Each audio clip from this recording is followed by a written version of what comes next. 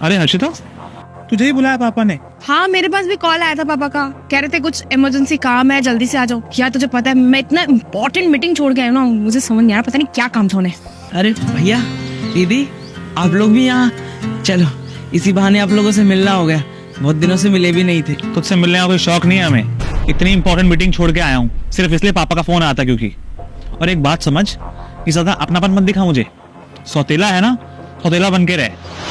आप लोग ऐसा क्यों बोल रहे हो भैया? वैसे पापा ने किस लिए बुलाया, तुझे तो पता ही होगा ना। ये तो लाडला है पापा का। नहीं दीदी, भैया ऐसी कोई बात नहीं है, वो तो आपको भी प्यार करते हैं ना। आओ चल के पूछते हैं। क्या पापा, इतनी इमरजेंसी में क्यों बुलाया है? आपको पता है मैं ऑफिस में कितनी इंपॉर्टेंट मीटिंग छोड़ के आई हूँ। अच्छा ये सब छोड़ो, ये बताओ आपने बुलाया किस लिए? देखो मेरे बच्चों, तुम्हें तो पता ही है कि मेरी तबीयत बहुत खराब है और डॉक्टर ने मेरे को ऑपरेशन के लिए बोला है। और ऑपरेशन के लिए कम से कम नहीं तो 3-4 लाख रुपए का खर्चा है। अब ये सब अकेला मैं कैसे झेलूंगा, इसीलिए मैंने तुम सबको यहाँ बुलाया है। अब बताओ क्या करना है बेटा? पापा करना क्या है, आप मेरे साथ चलो, मैं आपका इलाज कराऊंगी। जितने भी पैसे लगेंगे सब मैं लगाऊंगी। अरे नहीं पापा, आप मेरे साथ चलो। मैं शहर के सबसे बड़े हॉस्पिटल में आपका इलाज कराऊंगा और घर पे खूब नौकर चाकर है, आपकी अच्छे सेवा होगी। बिल्कुल पिताजी, आप क्यों चिंता करते हैं, हम है ना, आपका पूरा ध्यान रखेंगे। अरे पापा, ये कहाँ से आपका ध्यान रखेगा? 30,000 रुपए तनख्वाह है इसकी, ये आपका खर्चा उठा ही नहीं पाएगा 3-4 लाख का। पापा मैं आपसे कह रही हूँ ना, आप मेरे साथ चलो, मैं आपका बेस्ट से बेस्ट हॉस्पिटल में इलाज कराऊंगी। शाबाश बेटा, मुझे तुम लोगों से यही उम्मीद थी। अरे वकील साहब, आप आगे आइए आइए। नमस्कार मेहता जी, आपने जो कागजात मुझे बोले थे वो मैंने बनवा दिए हैं, बस आपके सिग्नेचर इस पे चाहिए।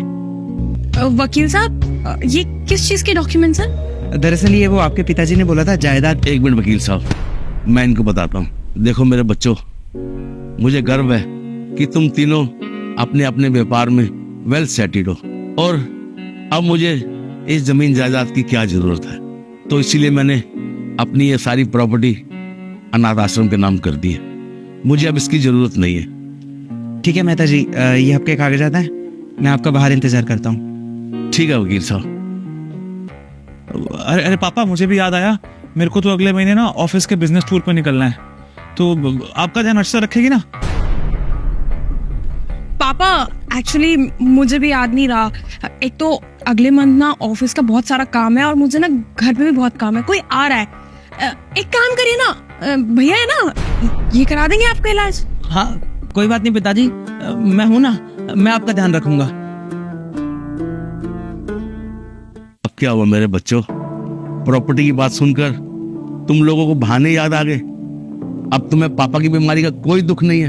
अभी तो तुम लोग कह रहे थे कि पापा मेरे साथ चलो और पापा अब मेरे साथ चलो, अब क्या हो गया? तो क्या करें पापा, अपनी मेहनत से कमाए और लाखों रुपए आप पे खर्च कर दे हम, और अंत में मिलेगा क्या हमको? कुछ भी नहीं। सच में पापा, हमने ये सोचा था कि आखिरी समय में आपके लिए हम कुछ कर लें और उसके बदले में आप हमारे को ये प्रॉपर्टी दे देंगे, और आपने ये प्रॉपर्टी अनाथ आश्रम के नाम कर दी और जिसपे हमारा हक था। अरे भैया दीदी, आप लोग ऐसा क्यों बोल रहे हैं? ऐसे समय में हम लोग पिताजी की सेवा नहीं करेंगे तो कौन करेगा? अगर तुझे इतनी फिक्र है ना तो तू ही कर सेवा, हम चलते हैं। कोई बात नहीं पिताजी, भैया और दीदी को काम होगा ना, कोई बात नहीं, मैं हूं ना, मैं आपकी सेवा करूंगा, आपका ध्यान रखूंगा, चाहे मुझे कर्ज लेना पड़ जाए, मैं आपका इलाज जरूर कराऊंगा पिताजी।